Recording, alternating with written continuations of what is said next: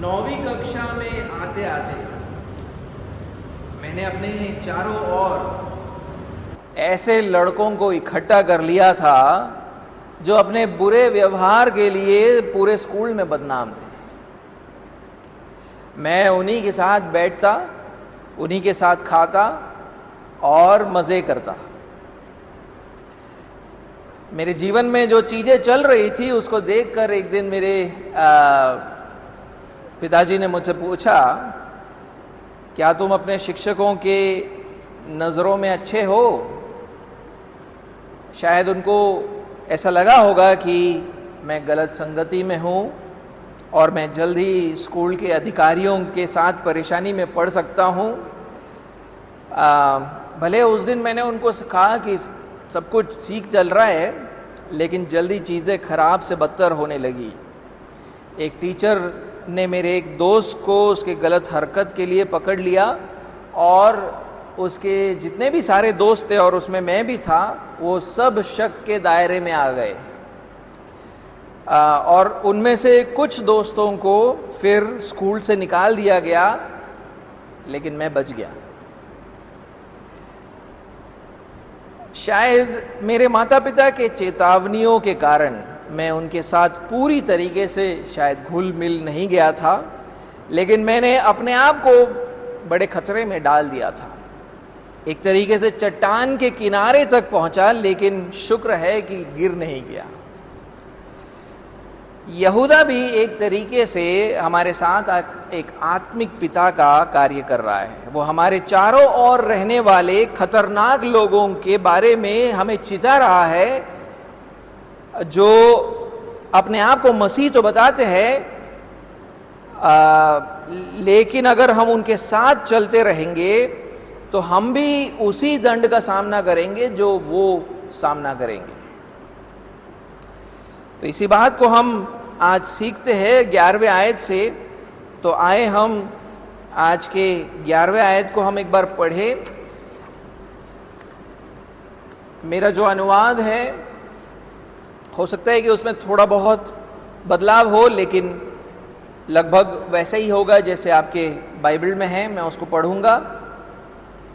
लिखा है, उन पर हाय, क्योंकि वे कैन के मार्ग पर चले और बिलाम के वेतन के पाप में खुद को झोंक दिया और वे कोरह के विद्रोह में नाश हो गए।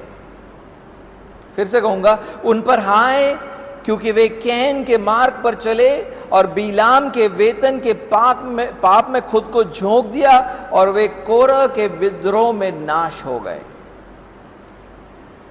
यहूदा कलीसिया में चुपके से आ मिले भविष्यवक्ताओं पर हाय बोलकर 11वें आयत की शुरुआत करता है। नए नियम में जितनी भी बार हाय शब्द का प्रयोग हुआ है, उसका अगर हम अध्ययन करें तो उससे हमें ये पता चलता है कि ऐसा अक्सर ऐसे लोगों के लिए इस्तेमाल किया जाता है जो एक विरोधाभासी जीवन जीते हैं, अर्थात कपटी लोगों के लिए अक्सर हाय बोला जाता है।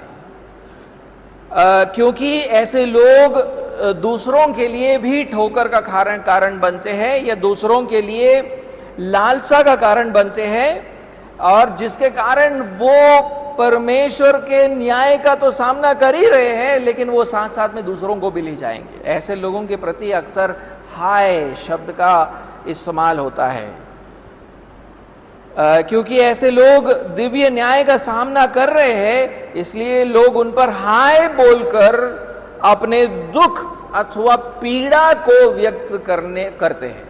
तो जब हाय बोला जाता है तो ऐसा नहीं है कि हम शाप दे रहे हैं। हाय बोलने का मतलब है कि हम अपने दुख और पीड़ा को व्यक्त कर रहे इस व्यक्ति के लिए जो परमेश्वर के न्याय की ओर चलता जा रहा है, जो परमेश्वर के न्याय का सामना करेगा। और क्योंकि कलीसिया में प्रवेश किए झूठे भविष्यवक्ता ऐसे ही लोग थे, कपटी, दूसरों के लिए ठोकर का कारण, दूसरों के लिए लालसा का कारण, और प्रभु यीशु के न्याय का सामना करने वाले थे, यहूदा उन पर हाय बोलकर 11वें आयत की शुरुआत करता है। आज का जो पहला बिंदु है वो है जो लोग कैन के मार्ग पर चलते हैं, जो लोग कैन के मार्ग पर चलते हैं। झूठे भविष्यवक्ताओं पर हाय बोलने के जो कारण थे उस पर जरा हम नजर डालते हैं कि यहूदा हाय क्यों बोलता है। पहला कारण जो वो हमें उस आयत में देता है वो ये है कि वो लोग कैन के मार्ग पर चलते थे। तो वो झूठे भविष्यवक्ताओं और कैन नामक एक व्यक्ति के बीच में कुछ समानता को देखता है। वो कैन जिसको हम उत्पत्ति की किताब की शुरुआत में ही उसको पाते हैं। नए नियम के लेखक कैन के चरित्र के बारे में जो चित्र दौड़ते हैं उसको हम पहले देखेंगे। तो नए नियम में कैन के बारे में जो लिखा है उसको एक बार पहले देख ले और उसके बाद हम उत्पत्ति की किताब को देखेंगे। तो मैं चाहता हूं कि आप मेरे साथ इब्रानियों के 11वें अध्याय और उसके 4थे आयत को एक बार आप पढ़े। इब्रानियों का 11वां अध्याय और उसका 4था आयत।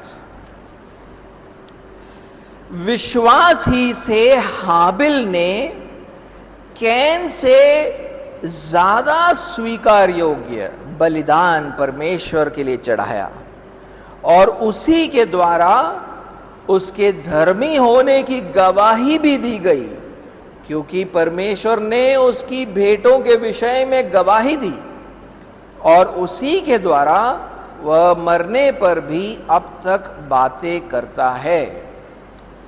इस आयत के पहले भाग में लिखा है विश्वास ही से हाबिल ने कैन से ज्यादा स्वीकार योग्य बलिदान परमेश्वर को चढ़ाया। यहां पर लेखक कैन और हाबिल परमेश्वर को जो बलिदान चढ़ाते हैं उसकी तुलना करता है। कहता है कि हाबिल ने कैन के मुकाबले ज्यादा स्वीकार योग्य बलिदान चढ़ाया। कुछ अनुवाद कहेंगे बेहतर अथवा उत्तम जो है बलिदान चढ़ाया।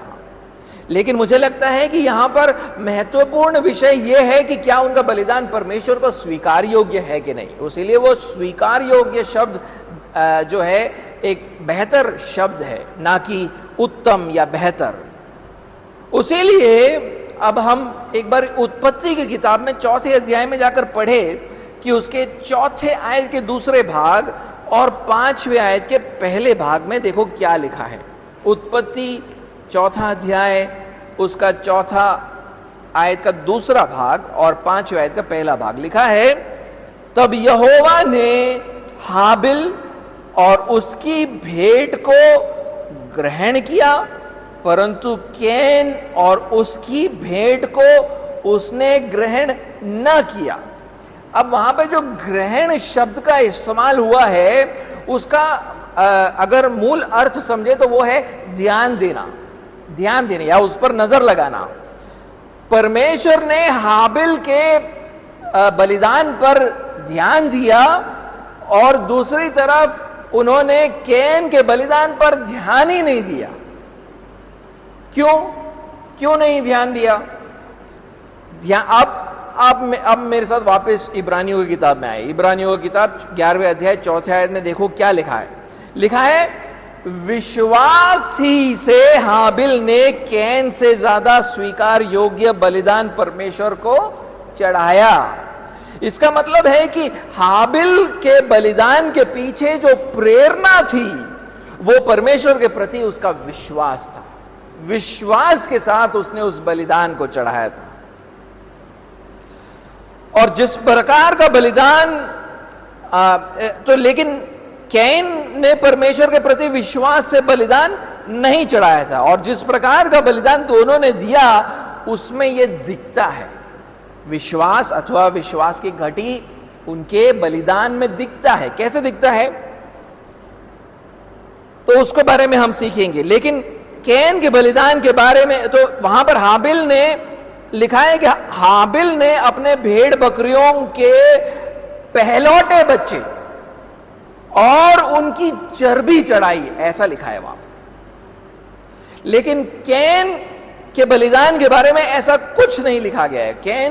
कैन खेती करता था, ऐसा नहीं लिखा है कि उसने अपना पहला फल लेकर आया, या उसका जो खेत में जो उत्पन्न हुआ था फसल, उसका सबसे अच्छा या उत्तम भाग लेकर आया, ऐसा कुछ नहीं लिखा है। एक बार पढ़े देखिए वहां पर क्या लिखा है, चौथे अध्याय के 3 आयत और चौथे आयत के पहले भाग को पढ़े।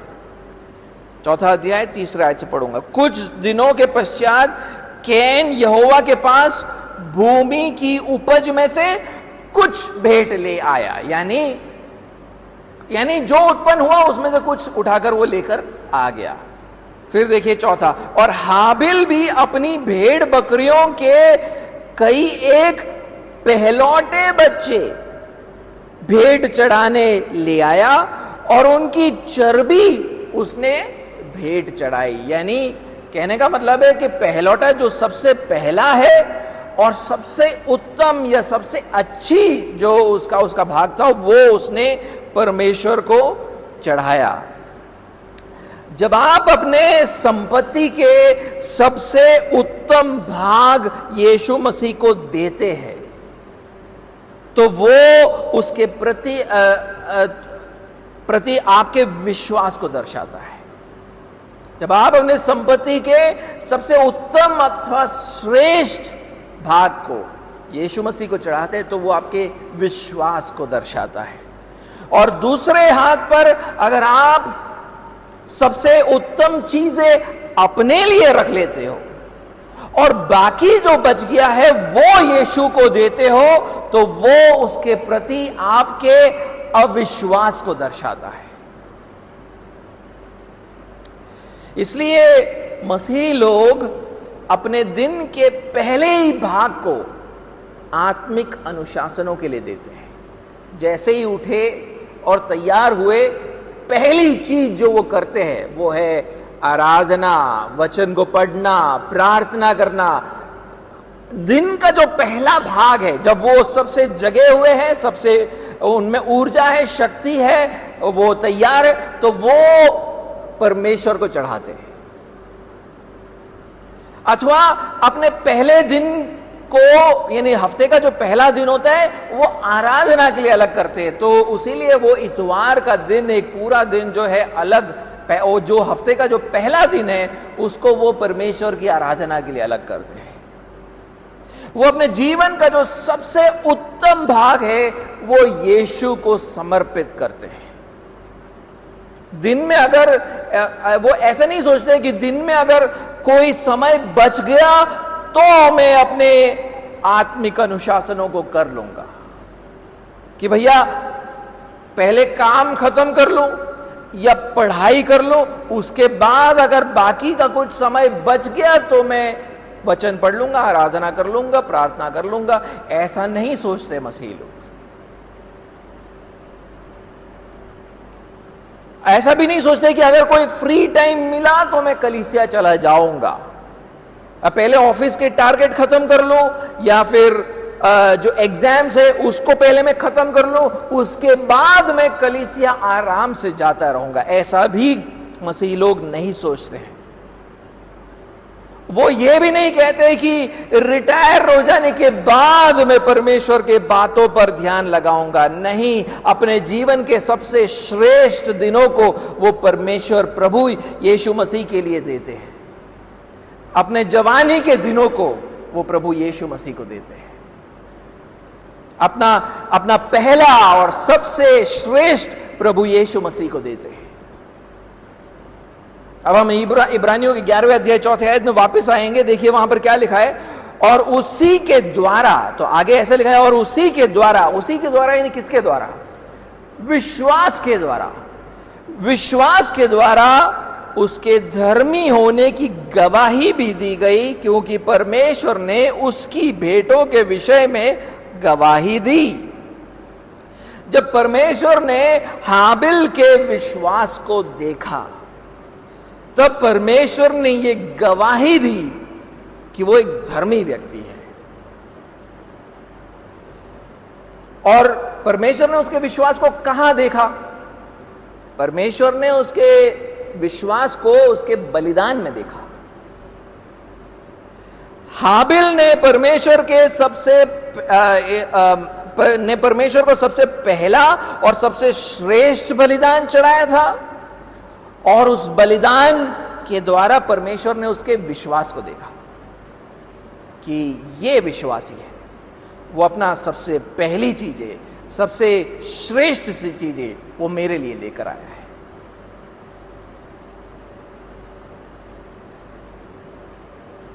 और जिनके पास विश्वास होता है वो परमेश्वर के आंखों में धर्मी ठहरते हैं। यानी विश्वास, अगर कोई विश्वासी है तो वो परमेश्वर के सम्मुख धर्मी ठहरता है। इसलिए लिखा गया है कि परमेश्वर ने उसके भेंटों को स्वीकार करके ये गवाही दी कि वो धर्मी व्यक्ति है। इसलिए परमेश्वर ने उसके भेंटों को स्वीकार किया और ये गवाही दी कि वो धर्मी है। दूसरी तरफ परमेश्वर ने कैन के बलिदान में विश्वास को नहीं पाया, वो तो कुछ भी लेकर आ गया था, और उसके बलिदान को स्वीकार ना करके परमेश्वर ने यह घोषणा की कि ये तो अधर्मी है। तो पहली बात जो हम कैन के बारे में सीखते हैं यहां पर वो ये है कि वो एक कपटी व्यक्ति है, क्योंकि विश्वास ना होते हुए भी वो परमेश्वर को बलिदान चढ़ा रहा है। यहां पर विश्वास नहीं करता फिर भी परमेश्वर को बलिदान चढ़ा रहा है। मैं एक और जगह पे जाना चाहता हूं जिसमें हम कैन के बारे में कुछ और भी पढ़ते हैं। पहला यूहन्ना और उसका 3रा अध्याय, पहला यूहन्ना 3रा अध्याय और उसका 12वां आयत लिखा है, और कैन के समान न बने जो उस दुष्ट से था, और जिसने अपने भाई को घात किया। और उसे किस कारण घात किया? इस कारण कि उसके काम बुरे थे और उसके भाई के काम धर्म के थे। यूहन्ना यहां पर कहता है कि कैन परमेश्वर से नहीं था, परमेश्वर का जन का भाग नहीं था, बल्कि दुष्ट अर्थात शैतान से था। और उसीलिए हम देख पाते हैं कि वो पश्चाताप भी नहीं करता और परमेश्वर के ऊपर विश्वास भी नहीं करता। वो अपने पाप में राह पर बना रहा और उसने अपने भाई का उसने घात कर दिया। पढ़कर देखिए उत्पत्ति के 4थे अध्याय और उसके 6 से 8 में क्या लिखा है। उत्पत्ति 4था अध्याय और उसका 6 से 8 लिखा है, तब यहोवा ने कैन से कहा, तू क्यों क्रोधित हुआ और तेरे मुंह पर उदासी क्यों छा गई है? यदि तू भला करे तो क्या तेरी भेंट ग्रहण न की जाएगी? और यदि तू भला न करे तो पाप द्वार पर छिपा रहता है और उसकी लालसा तेरी ओर होगी और तुझे उस पर प्रभुता करनी है। तब कैन ने अपने भाई हाबिल से कुछ कहा, और जब वे मैदान में थे तब कैन ने अपने भाई हाबिल पर चढ़कर उसे घात किया। परमेश्वर उससे कहता है कि अगर वो अपना पहला फल और सबसे श्रेष्ठ फल लेकर आता है तो उसको जो है स्वीकार किया जाएगा,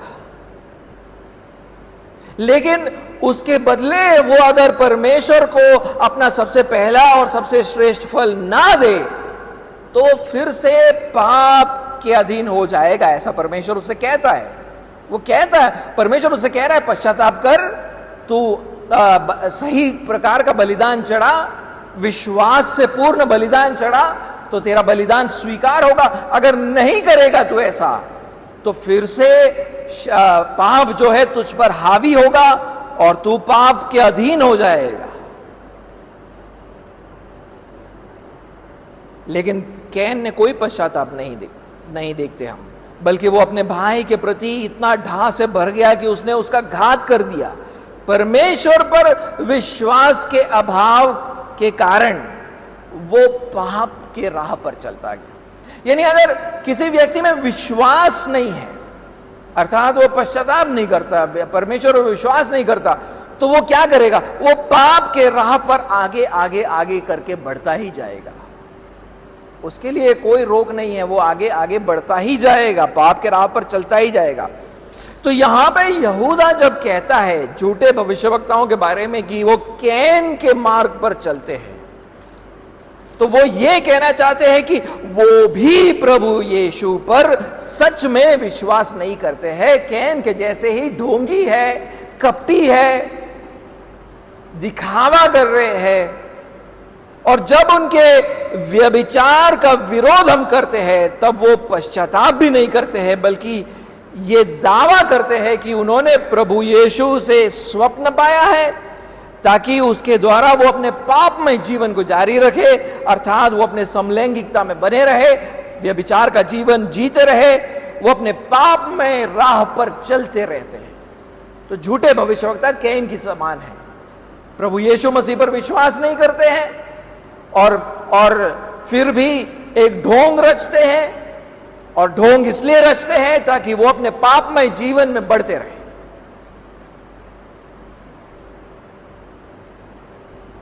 जब यहूदा तो ये झूठे भविष्यवक्ताओं के बारे में कहता है कि कैन के मार्ग पर चलते थे, तो वो जो चलना जो शब्द है उसका प्रयोग यहूदा के ही पत्र में 2 और बार हुआ है। तो वो दोनों आयतों को एक बार हम पढ़ लेते हैं। यहूदा और उसके 16वें आयत को एक बार हम पढ़े।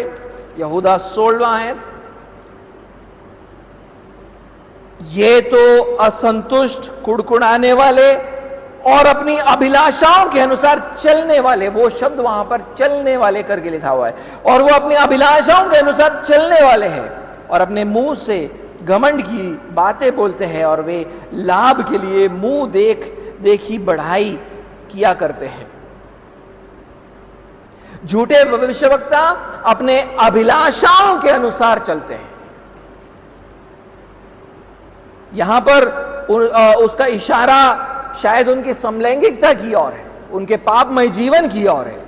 वो यीशु मसीह के अनुसार नहीं चलते हैं, वो अपने पापमय अभिलाषाओं के अनुसार चलते हैं। उसीलिए उनको जब बोला जाता है कि विश्वास करो, वो विश्वास नहीं करते, लेकिन विश्वास करने के बदले वो अपने पापमय अभिलाषाओं पर चलते रहते हैं। 18वें आयत को भी पढ़े। 18वें आयत में देखिए फिर से वही शब्द का प्रयोग किया है और उसी पदों का इस्तेमाल वहां पर किया गया है। लिखा है, वे तुमसे कहा करते थे पिछले दिनों में ऐसे ठट्ठा करने वाले होंगे जो अपनी अभक्ति की अभिलाषाओं के अनुसार चलेंगे। फिर से वही लिखा गया, अभिलाषाओं के अनुसार वो चलते हैं। यहूदा का सबसे बड़ा तर्क यह है कि देखो, ये झूठे भविष्यवक्ता यीशु पर सच पे विश्वास नहीं करते हैं, और ये इस बात से दिखता है कि वो अपने पापमय अभिलाषाओं के अनुसार चलते रहते हैं, जैसे कि कैन ने किया। कैन ने विश्वास नहीं किया और इसीलिए उसने पहले तो सही भेंट नहीं चढ़ाया, लेकिन जब उसको बोला कि अपने आप को सुधारो, तो सुधारने के बदले, पश्चाताप करने के बदले वो उसने ढा किया और फिर अपने भाई को ही मार डाला। वैसे ही ये जो भविष्यवक्ता है वो विश्वास नहीं करते हैं, और जब उनके समलैंगिकता पर सवाल खड़ा किया कर जाता है तो वो उस पर पश्चाताप करने के बदले उसी अभिलाषाओं पर वो चलते रहते, आगे बढ़ते रहते हैं। अगर आप एक ऐसे व्यक्ति हो जो ये दावा करता है कि आप एक मसीह हो, लेकिन आप यीशु को अपना सबसे श्रेष्ठ नहीं देते हो, तो मुझे आपको देखकर दुख होता है। अगर आप एक मसीह हो, मसीह होने का दावा करते हो, लेकिन आप मसीह यीशु को अपना श्रेष्ठ नहीं दे पाते हो, तो मुझे आप पर दुख होता है। कैन की तरह आप उसके लिए सड़े हुए बलिदान लेकर आते हो। आपका बाकी बचा हुआ समय, आपका बाकी बचा हुआ बल और शक्ति, आपका बाकी बचा हुआ साधन और सबसे श्रेष्ठ वस्तुओं को आप अपने लिए रख लेते हो। अपना सारा जो ऊर्जा है वो काम पर लगाते हो, पढ़ाई पर लगाते हो, और वचन को पढ़ते समय या कलीसिया आते समय बैठकर आप सोते हो। क्यों? क्योंकि अपना सबसे श्रेष्ठ आपने आपके पढ़ाई और काम के लिए दे दिया, बाकी जो लंगड़ा लूला बच गया था वो लेकर आप प्रभु यीशु मसीह के लिए आ गए। मैं कभी कभी बोलता हूं, जब जो दान पेटी आता है तो दान पेटी में जो कैश निकलता है वहां पर ही इसको देख सकते हैं। कुछ लोग उनके पास जो सबसे श्रेष्ठ नोट होते हैं वो दान पेटी में डालते हैं, लेकिन कुछ ऐसे लोग होते हैं ऐसे नोट डालते हैं जो फटे हुए हालत में होते हैं, जिसको हम इस्तेमाल भी नहीं कर सकते, किसी को दे भी नहीं सकते, ऐसी हालत में होते हैं, और वो ये दान पेटी में डालते हैं, परमेश्वर के राज्य के लिए समर्पित करते हैं।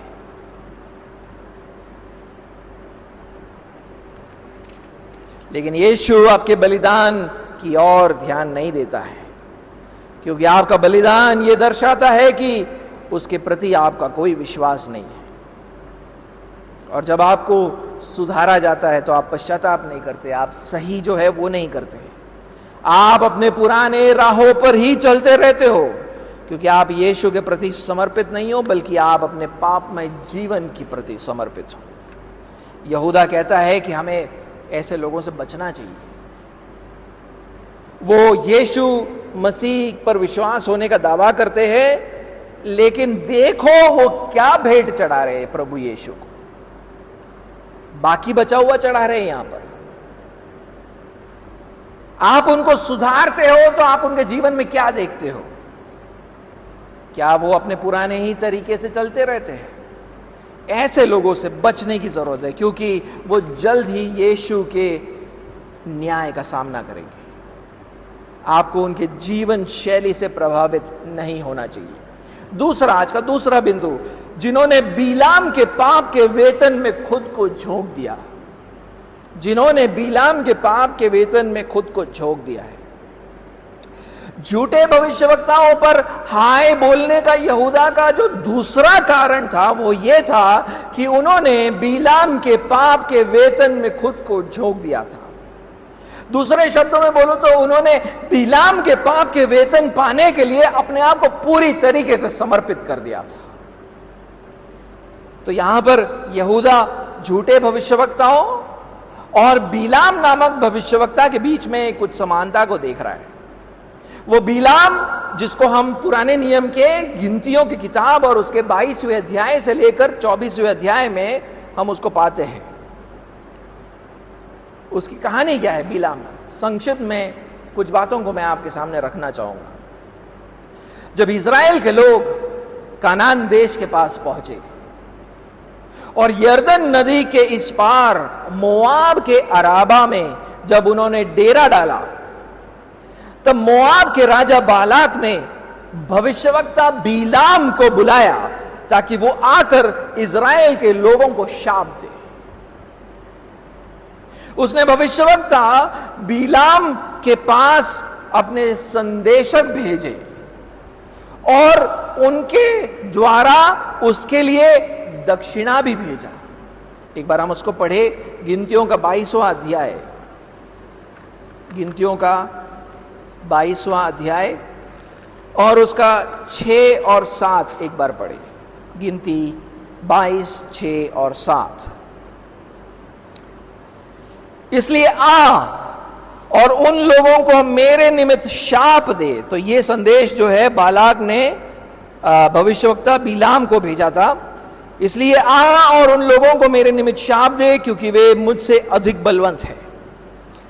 तब संभव है कि हम उन पर जयवंत हो और हम सब इनको अपने देश से मार कर निकाल दे, क्योंकि यह मैं जानता हूं कि जिसको तू आशीर्वाद देता है वह धन्य होता है और जिसको तू शाप देता है वह श्रापित होता है।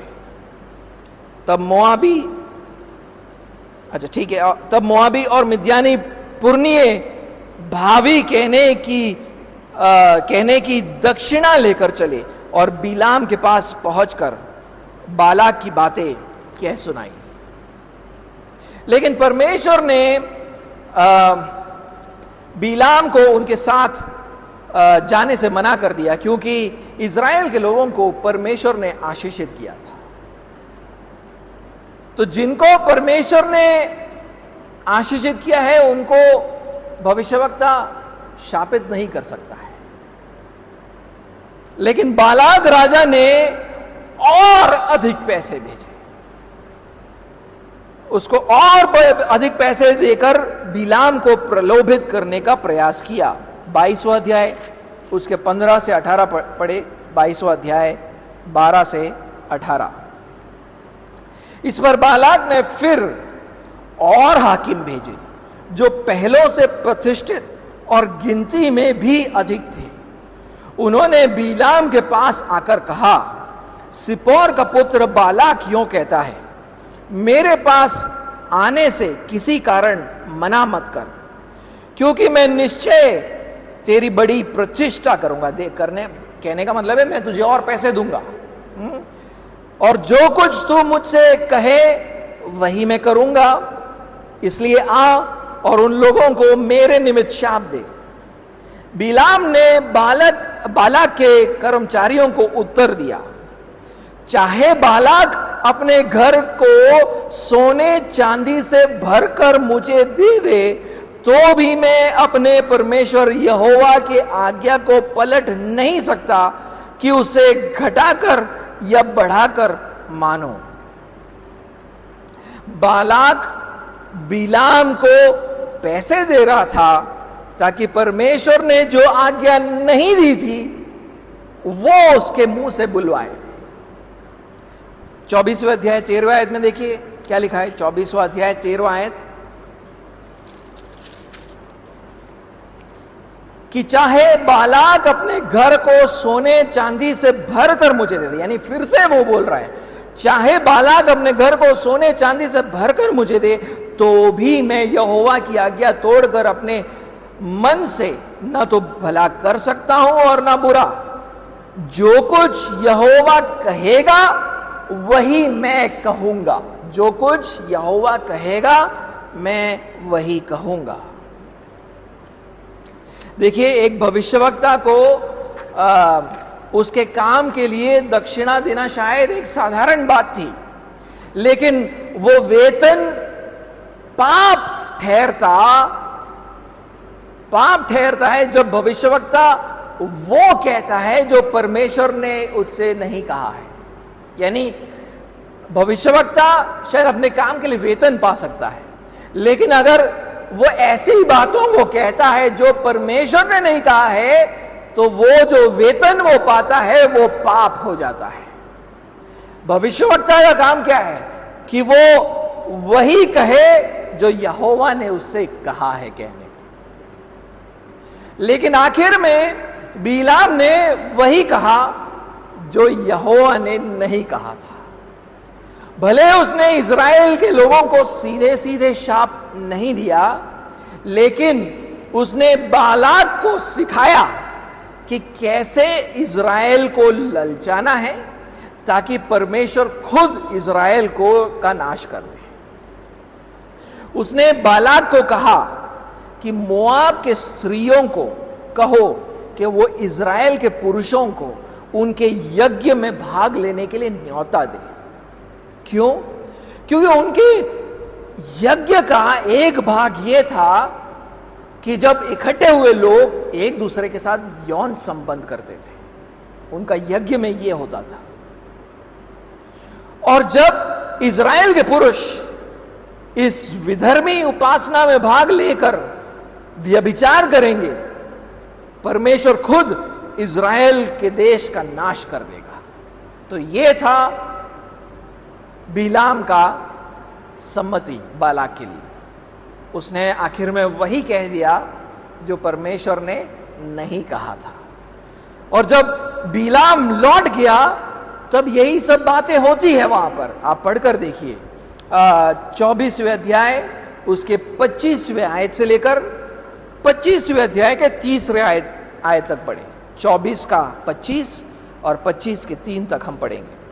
तब बिलाम चल दिया और अपने स्थान पर लौट गया, और बालाक ने भी अपना मार्ग लिया। अब यहां पर हमें पता नहीं चलता है कि बिलाम ने बालाक से क्या कहा, लेकिन देखिए आगे क्या होता है। इज़राइली शितिम में रहते थे और वे लोग मोआबी लड़कियों के संग कुकर्म करने लगे। और जब उन स्त्रियों के उन लोगों को अपने देवताओं के यज्ञों में नेवता दिया, तब वे लोग खाकर उनके देवताओं को दंडवत करने लगे। यों इजरायली बालपोर देवता को पूजने लगे। तब यहोवा का कोप इजराइल पर भड़क उठा। उस दिन परमेश्वर ने उनके बीच में एक महामारी भेजी, जिसके कारण उस दिन 24,000 इजरायली मारे गए। 9वें आयत को पढ़े, वहां पर क्या लिखा है? और मरी से 24,000 मनुष्य मर गए। लेकिन बाद में इजराइल ने मिद्यानी लोगों से बदला लिया और मोआब देश मिद्य प्रदेश में आता था।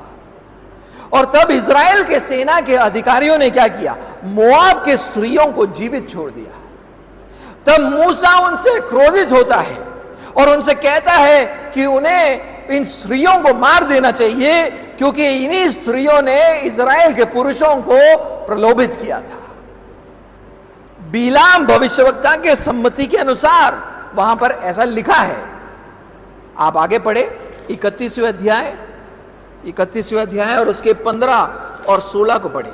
31वां अध्याय उसका 15 और 16। क्या तुमने सब स्त्रियों को जीवित छोड़ दिया? ये मूसा इजराइल के सेना के अधिकारियों से कह रहा है। देखो, बिलाम की सम्मति से, अब यहां पर जाकर स्पष्ट होता है कि क्या हुआ। बिलाम की सम्मति से पोर के विषय में इजराइलियों से यहोवा का विश्वासघात इन्हीं ने कराया और यहोवा की मंडली में मरी फैली। तो देख रहे, ये सब कुछ जो हुआ उस दिन, जो 24,000 इजरायली मरे, परमेश्वर का कोप उनके ऊपर भड़का, वो क्यों हुआ था? बिलाम की सम्मति के कारण हुआ था, क्योंकि बिलाम ने वो कहा जो उसको परमेश्वर ने नहीं कहा था। बिलाम के पाप के बारे में और स्पष्टता से नए नियम में लिखा गया है। आप प्रकाशित वाक्य और उसके 2 अध्याय और उसके 14वें आयत को एक बार पढ़े। प्रकाशित वाक्य 2 अध्याय और उसका 14वां आयत लिखा है, पर मुझे तेरे विरुद्ध कुछ बातें कहनी है, क्योंकि तेरे यहां कुछ ऐसे हैं जो बिलाम की शिक्षा को मानते हैं, जिसने बालाक को इजराइलियों के आगे ठोकर का कारण रखना सिखाया कि वे मूर्तियों पर चढ़ाई गई वस्तुएं खाए और व्यभिचार करे। तो देखिए, वहां पर तो बिल्कुल स्पष्ट रीति से कहा गया है। बिलाम ने बालाक को यह शिक्षा दी कि इजराइलियों के आगे ठोकर का कारण प्रस्तुत करे, और यह ऐसी बात थी जो परमेश्वर ने उसे नहीं कहा था, फिर भी उसने इन बातों को कहा। तो यहूदा जिन भविष्यवक्ताओं का विरोध कर रहा था, वो लोग बिलाम जैसे कैसे थे? क्योंकि ये भविष्यवक्ता ये दावा करते थे कि प्रभु यीशु ने उनके साथ स्वप्न में बात किया है, जो एक झूठ था। और इस तरह उन्होंने कलीसिया में समलैंगिकता का पाप फैलाया कि समलैंगिकता ठीक है, उसमें कोई गलत बात नहीं है।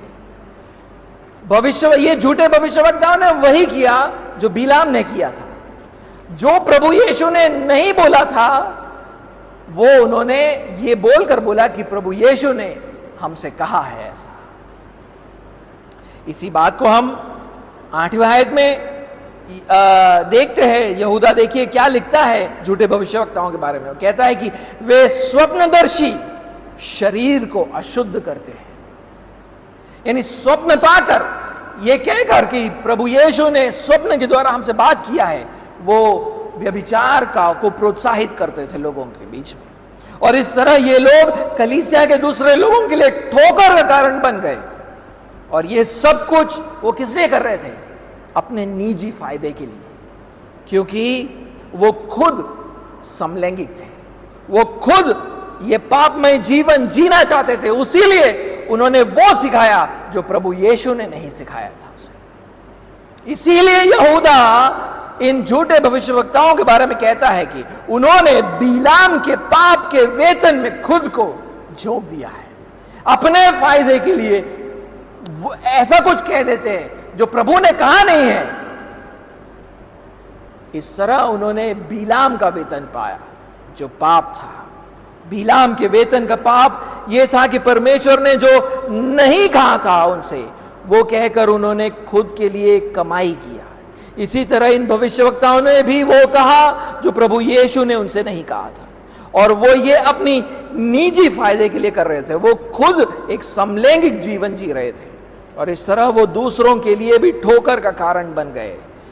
प्रेरित पतरस ने भी उनके पाप के और ये कहकर इशारा किया कि उन्होंने अधर्म की मजदूरी को प्रिय जाना है। एक बार पढ़े दूसरे पतरस दूसरे अध्याय और उसके 15वें आयत में क्या लिखा है। दूसरा पतरस दूसरा अध्याय और 15वां आयत, यहां पर भी वो झूठे भविष्यवक्ताओं के बारे में बात कर रहा है। देखिए क्या लिखा है, वे सीधे मार्ग को छोड़कर भटक गए हैं और बओर के पुत्र बिलाम के मार्ग पर हो लिए हैं, जिसने अधर्म की मजदूरी को प्रिय जाना। जब लोग प्रभु यीशु पर विश्वास नहीं करते हैं, वो उनके आज्ञाओं को तो नहीं मानते हैं, साथ साथ में वो यीशु मसीह को गलत तरीके से प्रस्तुत भी करते हैं। जो उन्होंने नहीं कहा वो कहते हैं कि प्रभु यीशु ने ये कहा। उन बातों को कहेंगे जो प्रभु यीशु ने नहीं कहा है।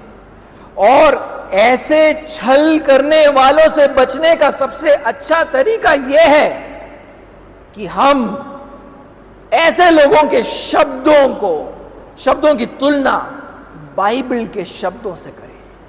कहने का मतलब है कि अगर आप किसी भी व्यक्ति के प्रचार को सुनने के लिए बैठते हो, आपको आंख मूंद कर कही जाने वाले सब बातों पर विश्वास नहीं करना चाहिए। आप विश्वास करो, लेकिन आंखें मूंद कर विश्वास मत करो। आपको प्रचारक के शब्दों की तुलना बाइबल के शब्दों से करना चाहिए। यानी प्रचारक कुछ बोल रहा है, अगर बाइबल से कुछ बोल रहा है तो आपके उंगलियां वचन पर लगी होनी चाहिए। आप भी पढ़ो, देखो वहां पर क्या लिखा है। नहीं तो कोई बिलाम जैसा व्यक्ति ऐसा कुछ बोल जाएगा जो प्रभु यीशु ने कहा ही नहीं है वचन में।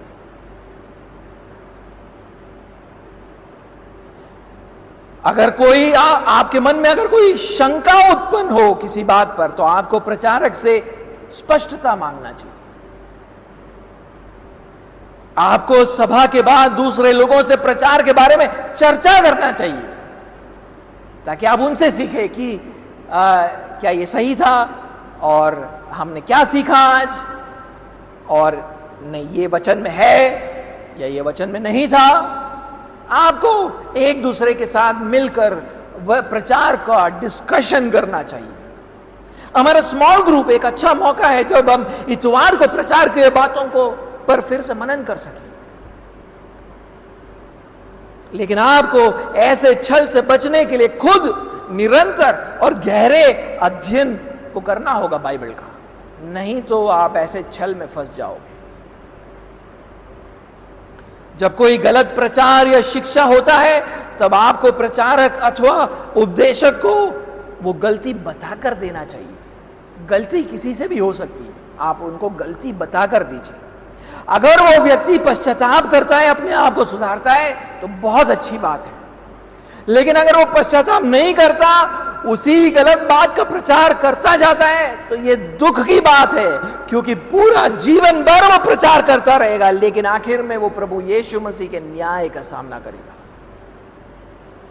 इसलिए यहूदा झूठे भविष्यवक्ताओं के बारे में कहता है, उन पर हाय, जीवन भर सेवकाई करके प्रभु यीशु मसीह के न्याय का सामना करेंगे। टीवी पर आने वाले लोकप्रिय प्रचारकों को देखे जो प्रॉस्पेरिटी गॉस्पेल का प्रचार करते हैं। वे इस संसार में उत्तम स्वास्थ्य और धन का उपदेश देते हैं, कि इस दुनिया में आप उत्तम धन और उत्तम स्वास्थ्य प्राप्त कर सकते हैं, जबकि बाइबल हमें स्पष्ट रूप से सिखाती है कि हम एक अपूर्ण संसार में, एक अपूर्ण शरीर में रहते हैं जो भ्रष्टता और मृत्यु के अधीन है। और इस तरह ये प्रचारक लोगों से छल करते हैं और उनके लिए ठोकर का कारण बनते हैं। लोग ये सब सारी बातें सुनते हैं लेकिन उनके जीवन में ये इसको होते हुए नहीं देखते, तो उनके लिए वो ठोकर का कारण बन जाता है। उनके गलतियों को बताने के बावजूद, ऐसे प्रचारकों के गलतियों को बताने के बावजूद पश्चाताप नहीं करते। प्रॉस्पेरिटी गॉस्पेल प्रचार करने वाले प्रचारकों पर हाय, क्योंकि आप प्रभु यीशु के न्याय का सामना करोगे एक दिन। आज का आखिरी, तीसरा और आखिरी बिंदु, जो लोग कोरह के विद्रोह में नाश हो जाएंगे। झूठे भविष्यवक्ताओं पर हाय बोलने का यहूदा का तीसरा और आखिरी कारण यह था कि वो कोरह के विद्रोह में नाश हो गए। तो यहूदा झूठे भविष्यवक्ताओं और पुराने नियम के गिनतियों के किताब के 16वें अध्याय में पाए जाने वाला कोरह के बीच में कुछ समानताओं को देखता है। कोरह कौन था? कोरह उन 250 इजरायली अगुओं का अगुआ था जिन्होंने मूसा और हारून के आत्मिक अगुवाई के विरुद्ध विरोध किया था। वो मूसा और हारून जैसे ही पद पाना चाहते थे। एक बार हम उसको पढ़े, गिनतियों का 16वां अध्याय, गिनतियों का 16वां अध्याय और उसके पहले 3 आयत को पढ़े। कोरह जो लेवी का परपोता, कहात का पोता और यिजार का पुत्र था, वो एलियाब के पुत्र दातान और अबीराम और पेलेत के पुत्र ओन, इन तीनों रुबेनियों से मिलकर मंडली के 250 प्रधान जो सभासद और नामी थे उनको संग लिया और वे मूसा और हारून के विरुद्ध उठ खड़े हुए और उनसे कहने लगे, तुमने बहुत किया, अब बस करो, क्योंकि सारी मंडली का एक मनुष्य पवित्र है। सारी मंडली का एक एक मनुष्य पवित्र है और यहोवा उनके मध्य में रहता है, इसलिए तुम यहोवा की मंडली में ऊंचे पद वाले क्यों बन बैठे हो? यह उनका सवाल था। कोरा लेविया गोत्र से था और खुद भी याजक बनना चाहता था, लेकिन आप जानते हो कि परमेश्वर की आज्ञा के अनुसार लेवियों में भी सिर्फ हारून और उसके वंशज याजक बन सकते थे, बाकी लेवी लोग याजक नहीं बन सकते थे। 16वें अध्याय और उसके 8 से 10 में देखिए मूसा कोरह से क्या कहता है। 8 से 10, फिर मूसा ने कोरह से कहा, हे लेवियों सुनो, क्या यह तुम्हें छोटी बात जान पड़ती है कि इज़राइल के परमेश्वर ने तुमको इज़राइल की मंडली से अलग करके अपने निवास की सेवा करने और मंडली के सामने खड़े होकर उसकी भी सेवा टहल करने के लिए अपने समीप बुला लिया है, और तुझे और तेरे सब लेवी भाइयों को भी अपने समीप बुला लिया है, फिर भी तुम याजक पद के भी खोजी हो। देखिए, लेकिन यह सिर्फ मूसा और हारून के विरोध बलवा नहीं था, यह तो परमेश्वर का विरोध था, जिन्होंने मूसा को उनका अगुवा ठहराया था और हारून को उसके वंशजों को उन पर याजक ठहराया था। देखिए मूसा कोरह से 11वें आयत में क्या कहता है। कहता है, और इसी कारण तूने अपनी सारी मंडली को यहोवा के विरुद्ध इकट्ठी किया है। यानी मूसा और हारून के विरुद्ध इकट्ठा नहीं किया है, तूने यहोवा के विरुद्ध इन लोगों को इकट्ठा किया है। हारून कौन है कि तुम उस पर बुड़बुड़ाते हो? कोरह का विरोध मूल रूप से परमेश्वर का विरोध था, जिन्होंने हारून को याजक बनाया था। इसलिए परमेश्वर ने न्याय किया और कोरा और उसके समर्थकों का उस न्याय में नाश हो गया। एक बार पढ़े 16वें अध्याय और उसके 28 से लेकर 35 आयत को पढ़े, 28 से लेकर 35। तो मूसा ने कहा, तो अब मूसा वहां जाकर इज़राइल के जो तंबू थे वहां जाकर ये कहता है, इससे तुम जान लोगे कि यहोवा ने मुझे भेजा है कि यह सब काम करो, क्योंकि मैंने अपनी इच्छा से कुछ नहीं किया। यदि उन मनुष्यों की मृत्यु, यानी जिन्होंने बलवा किया, उन मनुष्यों की मृत्यु और सब मनुष्यों के समान हो और उनका दंड सब मनुष्यों के समान हो, तब जानो कि मैं यहोवा का भेजा हुआ नहीं हूं। परंतु यदि यहोवा अपनी अनोखी शक्ति प्रकट करे और पृथ्वी अपना मुंह पसार कर उनको और उनका सब कुछ निगल जाए और वे जीते जी अधोलोक में जा पड़े, तो तुम समझ लो कि इन मनुष्यों ने यहोवा का अपमान किया है, यहोवा का अपमान किया है। वह ये सब बातें कह ही चुका था कि भूमि उन लोगों के पांव के नीचे फट गई और पृथ्वी ने अपना मुंह खोल दिया और उनके घर द्वार का सामान और कोरह के सब मनुष्यों और उनकी सारी संपत्ति को भी निगल दिया और उनका सारा घर बार जीवित ही अधोलोक में जा पड़ा और पृथ्वी ने उनको ढांप लिया और वे मंडली के बीच में से नष्ट हो गए। और जितने इजरायली उनके चारों ओर थे वे उनका चिल्लाना सुन ये कहते हुए भागे कि कहीं पृथ्वी हमको भी निकल न ले। यानी इजराइल के लोग उनसे दूर भाग गए, ऐसा ना हो कि पृथ्वी हमको भी निकल जाए। तब यहोवा के पास से आग निकली और उन 250 धूप चढ़ाने वालों को भस्म कर डाला। यहूदा कहता है झूठे भविष्यवक्ता भी कोरह के विद्रोह में नाश हो गए थे। भूतकाल में बताता है, बोले कि झूठे भविष्यवक्ता भी नाश हो गए थे। कहना यह चाहता है कि झूठे भविष्यवक्ताओं ने भी पुराने समय के कोरह जैसा विद्रोह किया और उनका भी हाल ऐसा ही होगा। इसीलिए जो नेट ट्रांसलेशन है वो उसको सुधार कर या सही अर्थ में भविष्य में दिखाता है। लिखता है कि झूठे भविष्यवक्ता निश्चित रूप से कोरह के विद्रोह में नाश हो जाएंगे, लेकिन झूठे भविष्यवक्ताओं ने कोरह के विद्रोह में कैसे भाग लिया, इसको समझना जरूरी है। और इसी बात को हम पिछले कुछ हफ्तों से सीख रहे थे। ये झूठे भविष्यवक्ता आत्मिक प्रधानता के पदक्रम को नहीं मानते थे। झूठे भविष्यवक्ता आत्मिक प्रधानता के पदक्रम को नहीं मानते थे कि यीशु मसीह ने उनके मुकाबले स्वर्गदूतों को ज्यादा आत्मिक शक्ति और सामर्थ्य दिया है और इसमें दुष्ट स्वर्गदूत अर्थात अशुद्ध आत्माएं भी शामिल हैं। लेकिन ये झूठे भविष्यवक्ता ये दावा करते थे कि उन्हें स्वप्न के द्वारा यह पता चला है कि उनके पास दुष्ट स्वर्गदूतों अर्थात अशुद्ध आत्माओं से अधिक शक्ति और सामर्थ्य है। इसलिए वो दुष्ट स्वर्गदूतों को अर्थात अशुद्ध आत्माओं को डांटते थे और उनकी निंदा करते थे। इसी बात को तो हमने सीखा और जिसको यहूदा कहता भी है। एक बार हम उसको पढ़े, देखिए यहूदा ने 8वें और 9वें आयत में इन झूठे भविष्यवक्ताओं के बारे में क्या कहा था।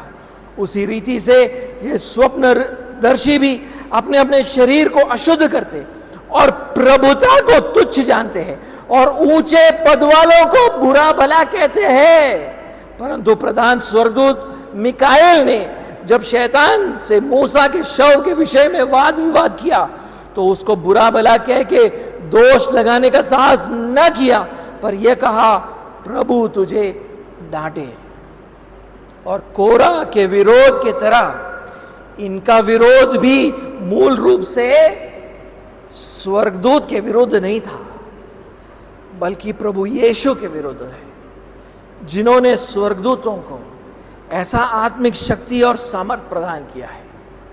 और इसलिए प्रभु यीशु उनके विरोध के कारण उन पर न्याय करेंगे। उसीलिए यहूदा कहता है ये झूठे भविष्यवक्ता भी कोरह के विरोध में नाश हो जाएंगे। पिछली बार जब हमने निंदा के बारे में सीखा था, हमने सीखा था कि प्रभु यीशु मसीह ने अलग अलग प्राणियों को अथवा वस्तुओं को अपने को हमसे अधिक आत्मिक शक्ति और सामर्थ्य प्रदान किया है। इसको समझना बहुत जरूरी है।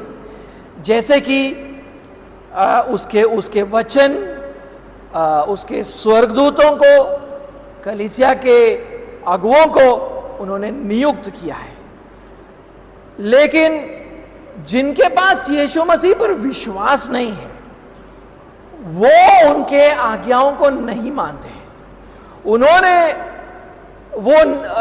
उन्होंने जो नहीं कहा है उसको कहकर उन्हें गलत ढंग से प्रस्तुत भी करते हैं, और जो आत्मिक अधिकार का पदक्रम उन्होंने ठहराया है उसका भी निरादर वो करते हैं। इसलिए ऐसे लोग अक्सर कलीसिया के अगुओं से बलवा करते हैं और कलीसिया के एकता को तोड़ने का प्रयास करते हैं।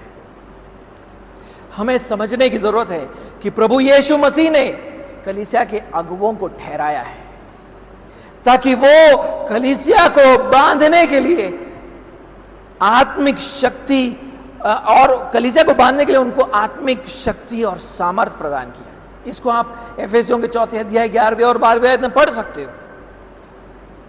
और इब्रानियों के 13वां अध्याय 17वां आयत कहता है कि हमें उन अगुओं को आज्ञाओं को मानना चाहिए और उनके अधीन होना चाहिए। इसका मतलब ये नहीं कि हम अगुओं के बातों को हर हाल में माने और हर हाल में उनके अधीन हो। नहीं, जब अगुए प्रभु यीशु के आज्ञाओं को मानते हैं, जब ये प्रभु यीशु के अधीन होकर चलते, तब हमें उनके आज्ञाओं को मानना है, तब उनके अधीन होकर चलना है। यहूदा कहता है हमें कलीसिया के अगुओं से विरोध करने वाले लोगों से बचना चाहिए। कलीसिया के अगुओं से विरोध करने वालों से बचना चाहिए, क्योंकि मूल रूप से कलीसिया के अगुओं का विरोध प्रभु यीशु मसीह का विरोध है। और जब प्रभु यीशु इस बात को देखता है तो वो ऐसा विरोध करने वालों का नाश कर देगा और उनको हाय, क्योंकि वो भी कोरह के विरोध में नाश हो जाएंगे और वो दूसरे अनेक लोगों को उसके साथ ले जाएंगे। लेकिन हमें ऐसे लोगों के तंबू के निकट नहीं खड़े रहना चाहिए, नहीं तो हम पर वही न्याय आएगा जो उन पर आएगा। वो न्याय हमको भी निगल सकता है, इसलिए हमें ऐसे लोगों से बचना चाहिए।